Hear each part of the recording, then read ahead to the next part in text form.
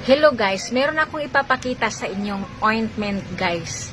Binibili ko lang to siya sa guys, sa mga, meron din sa Muslim, meron din to sa butika. Ito yung BL ointment. Ito. Mabango siya guys, mabango. Alam nyo ba guys kung saan to mabisa? Mabisa siya sa mga, alam mo yung eczema. Eczema guys. Munti ka na ako magka-eczema guys. Dito pa oh. Dito pa. Dito. Makati siya na nanunuyot ang balat. Makati talaga siya. Halos pinapasok ko na nga siya para mawala lang. Yun pala guys. Ito lang nakakaalis.